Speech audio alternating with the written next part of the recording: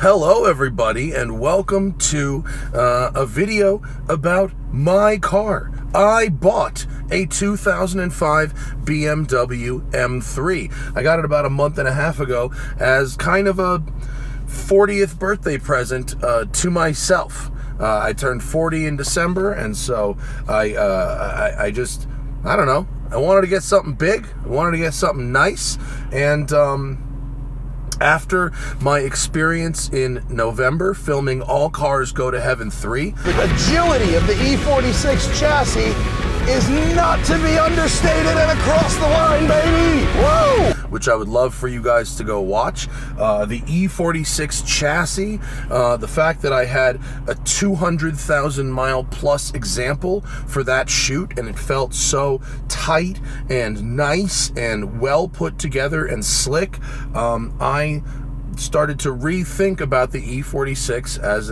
investment grade material. And then I went seeking pretty much the best one I could afford, basically, which is what I recommend everybody do when they're buying a car. Look for the best one you can afford.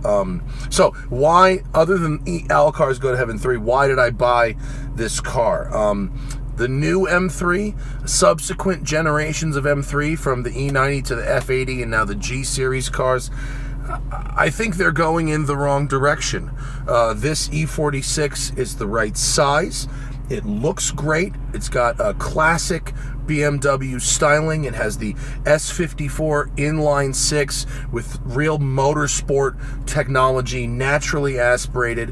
It has a great power to weight. It has a very comfortable and really nicely put together cabin, and I started to appreciate those things more as the new cars got faster and faster, but sort of further away from this particular formula. It's this, you know, even when these E46s were new, and I had some friends who got them in college as new cars, I was blown away by the quality, the fit and finish, the materials, the way it felt really, really nice. And I had some friends whose parents had these M3s when they were new, and they were always such nice cars. Even back in the day when I used to talk about, oh, well, my Corvette has a better power to weight ratio, and as a 25-year-old, that was more important to me. But now as a 40-year-old, the power to weight is not nearly as important as the feeling of quality, the feeling of something that was really built to last. And I know that these M3s have some known issues, but that doesn't mean that when you're sitting in it and driving it that it doesn't feel like an incredibly high quality item, which it does. When I got to experience the E46 chassis at its limits, on a rally stage with All Cars Go to Heaven, when I drove an E46 M3 drift car, I tested the spec E46 race car at Grid Life. These chassis are incredibly balanced and composed and brilliant to drive right at the limit, and that really spoke to me as well. Now, some of you are going, but Matt, I remember that video you made in 2014 where you had this car, JF's M3, and a Ford Fiesta ST, and you shit on the M3. Let's just wait 22 seconds and revisit exactly what I said in the conclusion of that video. I would say that if I was going to keep the car for less than 5 years and I was going to lease it, or I needed the back seat for any reason, I would go Fiesta ST all the way. If it was a car that it was going to be more of a weekender, special occasion, road trip car that I was going to keep for 10 years or more, the M3 has sort of a lasting quality to it that you don't really get with the Ford, even though the Ford is a little more fun in the short term. So, what I said was, short-term daily driver Fiesta ST, which I ended up doing. Long-term weekend collectible E46 M3, which if you had bought an E46 M3 back then for that purpose, you would have probably doubled your money by now while having a very nice car to drive. I did not buy one then. I enjoyed that Fiesta ST, but I'm taking that advice now, even though, frankly, it cost me a lot more money. Because I bought this one from EAG, who you've probably heard of because they sell the most expensive BMW M cars on the planet. Now, we will discuss that while we drive, rather than sitting here.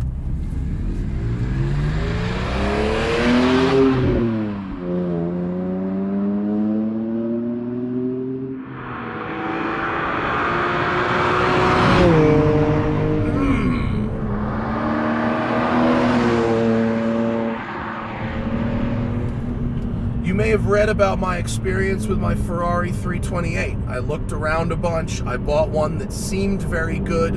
It turns out the receipts were quite bunk, and I had to have my pal Donnie fix all the things that were supposedly done but weren't done. Well, that was not about to happen with my E46. I know that these cars can be very expensive to fix because I have a friend named Zach Clapman. And the lie detector test determined you're telling the truth. I understand what that is like, and so I didn't want that to happen to me. My friend Paul Zuckerman, who has bought 5-6 cars from EAG, understands what it means to buy the best and not put up with headaches. EAG, which is Enthusiast Auto Group out of Cincinnati, if you've never heard of them, they collect, restore, refresh, and resell really, really fire BMW M products. They go through them, they find very low mile examples that are very desirable, they make them even better, ready for their next owners, and they just do a very, very thorough job, and they charge for it. I had their founder Eric Keller on the podcast a couple of years ago. I suggest you check that out. Sadly, he passed away. His brother Evan is now running the business, and they are a top-notch outfit. And so, rather than, oh, that's delightful, hard to see, sorry, we're going to the sun.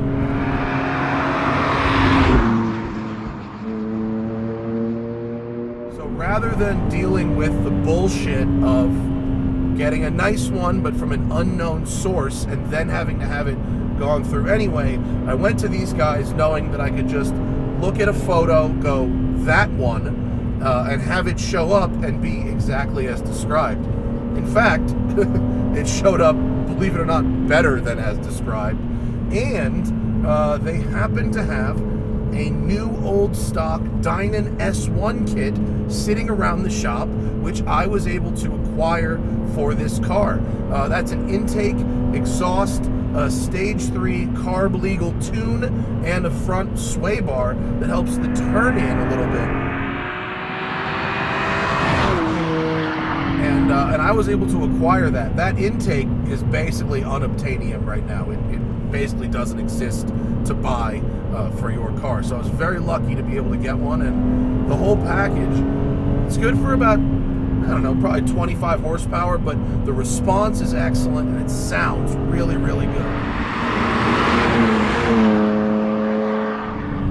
This car, although it is not a competition pack car, does have the 19-inch competition wheels on it, with some Michelin Pilot Sport 4S tires, which is good. You want that. For me, this car is a 7/10 car. It's not meant to smash like I would a press car. It's not meant to really hammer the snot of it. I want to experience what it's like to own a brand new E46 M3. And with only 15,000 miles on it and in this kind of condition, this is about as close as I could get. Well, it's certainly as close as I can afford.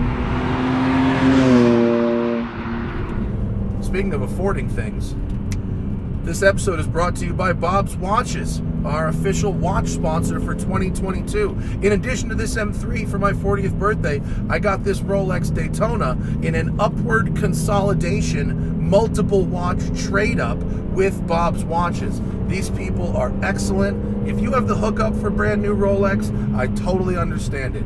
Go to that AD and get that watch and sticker. But if you don't, like the rest of us don't, like I don't, Bob's is the place to be. They've got financing available now on their website, and there's still time before Valentine's Day to get that sick piece for the person you love. So go to bobswatches.com/TST. How about that slickness? Speaking of slickness, not a slick top, sunroof. If this car was a slick top, that would be okay. I happen to like sunroof. I can still fit in this car even with the sunroof. And I like opening the sunroof. I like fresh air on a nice day. I am pro that. This thing is actually pretty loaded up. It's got the Harman Kardon stereo. It's got heated seats. There's no blank buttons. All the buttons are occupied. The onboard computer, all that good stuff. 6-disc CD changer in the trunk. I've busted out my old CDs from high school. I can't wait to load this thing up with 6 CDs and then not touch it for 10 years and just listen to those same 6 CDs over and over. You might notice I haven't done much shifting. That's because this thing has a super high red line, and on Angela's Crest up here, you can keep it between 4 and 7,500. The whole way up the road, really. The steering's not quite as sharp as some of the brand new stuff I drive, but still very communicative, very, very pleasant to drive this car. The ride quality is really good. The shifter's a little, it's not one of my favorite shifters, but it's direct. I wouldn't want to change it up. I've never tried an aftermarket one that I liked better, sadly. But overall, it's a lovely feeling car. I had my man Derek, the magician, do a full paint correction and ammo reflex on this to protect it. It's not quite a ceramic coat, but it's ceramic-like.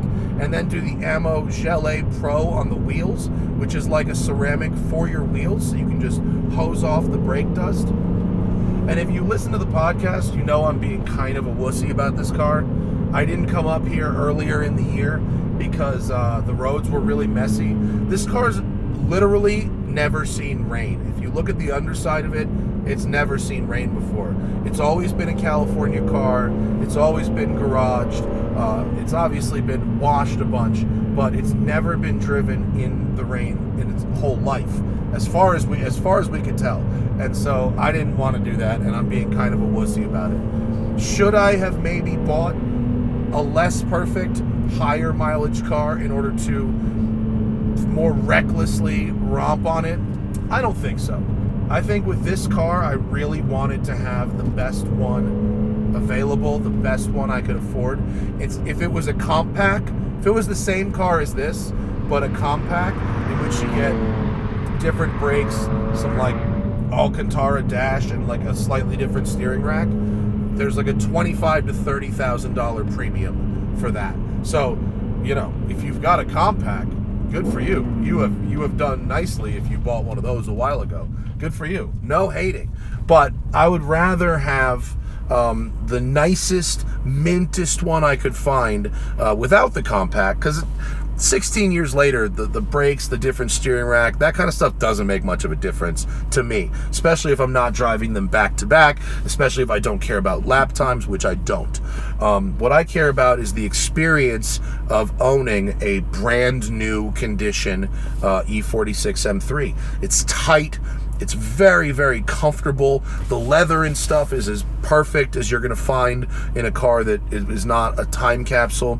And it has very low miles, 15,000 miles, but not low enough that I can't put 2,000 miles a year on it without really losing money. So while it was a birthday present to myself, it's also an investment car. It's an investment grade car, and I'm not going to pretend like it isn't. It is. I spent a lot of money with the AG on this car because I think that down the road I can get most, if not all of it back if I want to sell it. The risk, although it's capital intensive to get in, the risk is low because it is so nice, because I'm going to take care of it, and because it's insured. It's insured with Hagerty for declared value for what I paid for it. So actually for a little more than what I paid for it.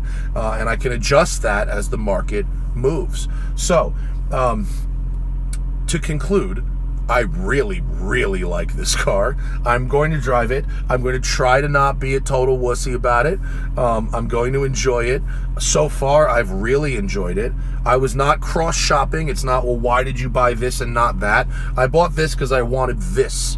because it was from a memory and it was from an experience and a accumulation of experiences that I had with these cars. And I really feel like this was a pinnacle of quality, motorsport connectivity, performance, and style and comfort and size that we are just not really going to see from BMW again. Now, yes, the M2 CS is excellent and it's about this size and it's faster, but it doesn't speak to me as a long hold, and it might prove to be a long hold eventually. But right now, I mean, this is it, and I'm really feeling it. So thank you for enjoying this video. I hope you have. That's why I bought this EAG E46 M3 with DINAN S1 kit freshly installed on it, and I'll continue to talk about it on the podcast and post about it. And we're gonna go up to Good Vibes Breakfast Club every Friday at Newcomb's Ranch. I'm heading up there right now, and I'll see you later. Bye. And remember, always fight your tickets. Use code TST10 on the Off the Record app, available in the Android and iOS store, or go to offtherecord.com/TST.